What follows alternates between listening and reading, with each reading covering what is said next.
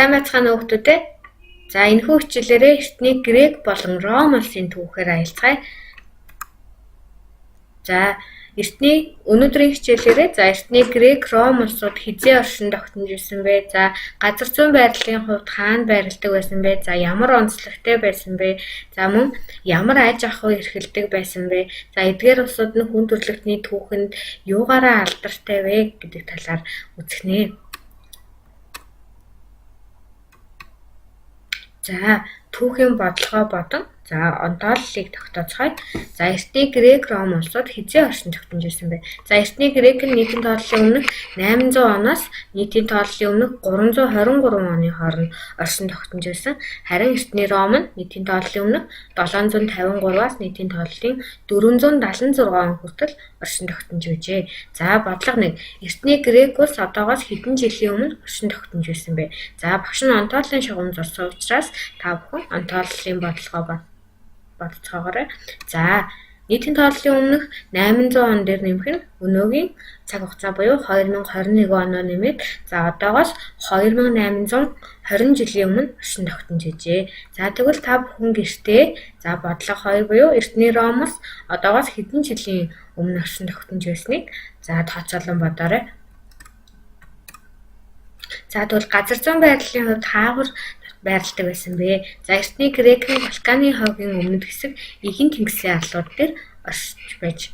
За харин эртний Ром улс нь Апенийн хойгийн Тибер голын хувьд оршин тогтнож байжээ.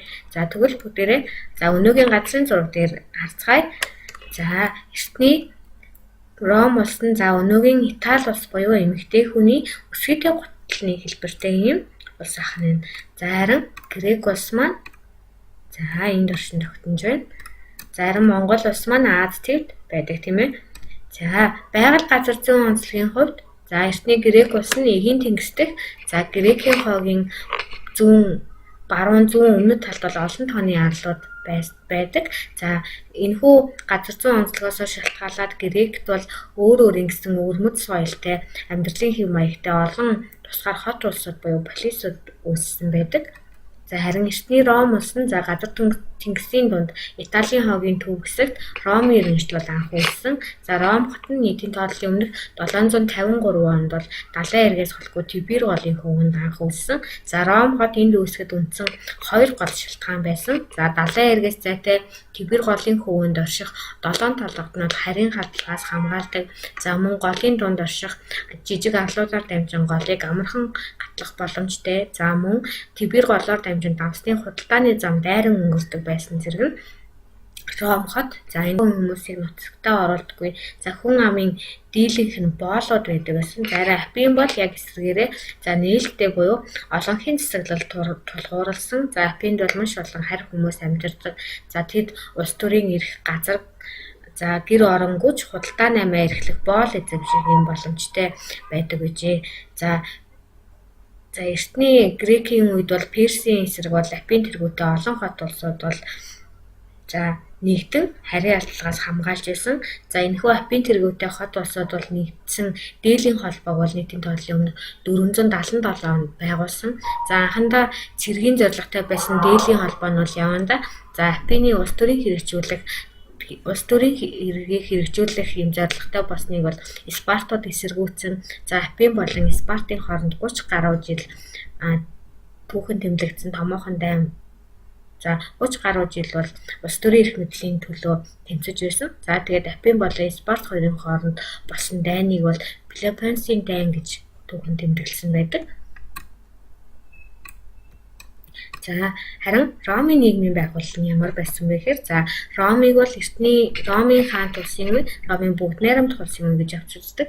Ромын хаант улсын үед бол хаан бол дээд эрх мэдэлтэй. Түүний дараагаар бол Сенат буюу ах хамгийн зөвлөл бол хааныг сонгон мөн улс төрийн шийдвэрүүдийг гаргах юм чухал үүрэгтэй байсан. Харин патрицууд бол Ром хотыг суурийг тавьсан юм язгууртан том газар эзэмшиж байсан бол плебейчүүд бол тариачид, малчид бол өөрсдийн улс төрийн эрх мэдэлд оролцох эрхийнхээ төлөө олон жил тэмцсэний эцэст нийтийн тооллын өмнөх 494 онд бол ажил хаял зарласан.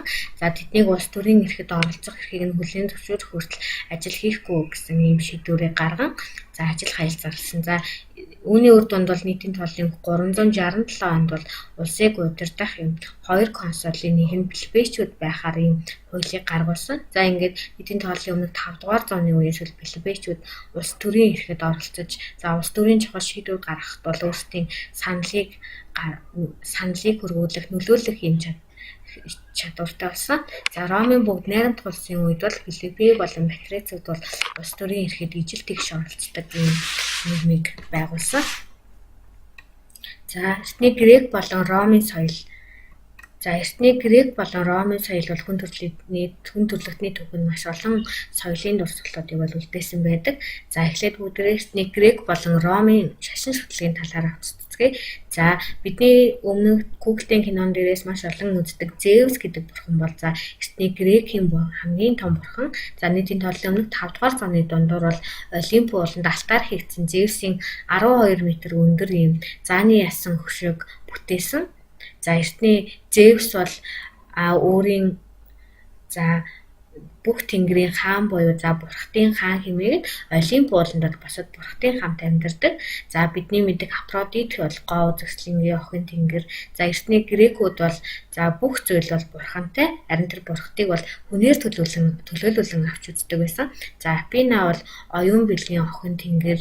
За Посейдон бол Зевсийн дүү. За тэнгис далай тэнгисийн бурхан гэж үздэг байсан. Харин Ромын үед ямар байсан бэ гэхээр за эртний ромчууд бол ихэнх үедээ бол за чон өхөр зэргийг илүү шүтдэг байсан. За тэдний уг гарал нь бол одоо за чонын тижээсэн 2 хүүхдээс гаралтай хэмээн үздэг. За альва за сүүлдээ бол Гректэй мөн адил альва юмс үзэгдэл бүгд бурхантай за мөн бурхтыг хүнээр төлөөлөн авч үздэг байсан. За Юнитер бол Ромын их тэнгэр бурхан. За Винара бол гоо үзэсгэлэн хайр турлалын охин тэнгэр гэж үздэг болсон. За харин эртний Грек болон Ром нь юугаараа алдартай вэ? За өнөөгийн бидний за 4 жил тутам зохион байгуулагддаг за Олимпийн наадам бол эртний Грекээс гаралтай. За нийтийн тооллын өмнөх 776 онд бол анхны Олимпийн наадмыг бол Грекэд зохион байгуулсан. За Грекийн олон хотуудаас бол тамирчид ирж гуйлд, харайлт, бүх барилдах, зээрэнцэг шидэх, за морин тэрэгний уралдаан зэргээр хоорондоо өрсөлддөг байсан. За Олимпийн наадамд төрүүлсэн тамирчинд бол оливын модны мөчрөөр сүлдсэн цэцгийн баглаан нэтмээр шагнадаг байжээ. За харин эртний Ромын хувьд бол за хүн төрөлхтөнд эрх зүйн тогтолцоо бол маш чухал нөлөө үзүүлдэг. За Ромын анхны бичмэл хуулийг бол нийтийн тооллын өмнөх 450 онд бол сенатор батлуулсан. За энэхүү бичмэл хуулийг бол 12 самбарын хууль гэж нэрлэдэг. За сүүлд бол Ромоос хүчрэгдсэний дараа бол олон улсыг эзэсний дараа за үндэстнүүдийн хууль баталсан. За энэхүү хуулийн гол санаа нь бол баримтаар нотлогдоогүй бол гэмбүү тооцох ёстой. За цэцэгтэн хүн өөрийгөө хамгаалах сүйгчийн өмнө хамгаалах хэрэгтэй зэрэг юм өнөөгийн за олон улсын улс орнуудын одоо хуульд байдаг за хүний эрхийг хамгаалах гол зүйл залтууд бол энэ үед бас байсан. За хамгийн анхны жүжиг бол эртний Грек дүрсэн. За жүжиг нь бол эмгэнэлт болон инэдмэн гэсэн 2 төрөлтэй. За жүжигийг бол амби театр буюу задгаа театр зохион байгуулдаг. За энэхүү театр нь бол 17 мянган хүн багтах ийм том театр байсан. За энэ үеийн хамгийн алдартай жүжигийн зохиолч нь бол Эсхил, Спокл, за Аристопан нэр байсан. За Грекийн утга зохиолын хамгийн эртний дурсгал бол Гомерын за нийтийн тооллын өмнөх 8 дугаар зуунд зохиосон Илиада Одиссей хэмээх юм жүжигийн зохиол байдаг. За харин Ромд бол мөн ийм задгаа театр буюу Колизей байсан. За энэ бол одоо байдаг. За Колизей бол 50 мянган үзэгчдийн багтаамжтай бөгөөд за уртасгсан дугуй хэлбэртэй гадна талдаа номон хаалганы хэлбэр бүхий давхар нийтдээ 240 цонхтой ийм томоохон театр байдаг. За энд бол гладиаторуудын тулаан махчин араатнууд за хоригдлуудыг идэж байгаа за хэрхэн идэж байгаа мөн за боолуудын эсрэг амьтдын тулаан зэргийг бол ийм зохион явуулдаг байсан. За эртний Грекийн задгаа театрт бол одоо ийм жүжиг илүү тавигддаг байсан бол эртний Ромын задгаа театрт бол ийм тулаан байлдаан илүү явагддаг байжээ. За энд бол харагдаж байна. За энэхүү задгаа театрыг бол амби театр гэж нэрлэдэг байжээ. За эртний грек болон ром бол хүн төрөлхтний түүх нь маш олон соёлын өвийг үлдээсэн. За үүний нэг нь бол мэдээж хамгийн эхлээд Олимп байгаа. За хамгийн анхны Олимп бол 1896 онд болсон. За Олимпийг бол 4 жилд нэг удаа зохион байгуулдаг. За мөн Грекээс бол нэгэн толгойн 5 дугаар зууны үед бол цагаан толгой зохион хэрэглэсэн. За өнөөгийн хүн төрөлхтний бас одоо бичиг үсгийн эхлэл болж өгсөн. За тэр үед бол цаас байгаагүй учраас модон самбар дээр хурц үзүүртэй хадаасаар юм зурж бичдэг байсан. За мөн грекчүүд бол за ромууд бол эрх зүйн тогтолцоо буюу 12 самбарын хууль. За мөн грек бол Песоп, за одоо орон шашин шүтлэг зэрэг бол бас хүн төрөлхтөнд за өвлөгдөн үлдсэн. За тухайн үед Грекийн Песопчдын томоохон төлөөлөгч нь бол Аристотель, Сократ, Платон зэрэг байсан. За эдгээр эрдэмтдийн үзэл санаа өнөө ч гэсэн за бидэнд бол өвлөгдөн үлдсэн байгаа. За мөн математик, за одоо орон зэрэг ийм томоохон соёлын дурсгалыг хүн төрөлхтөнд үлдээсэн улсууд байна. За өнөөдрийн хичээл маань ингээд дуслаа.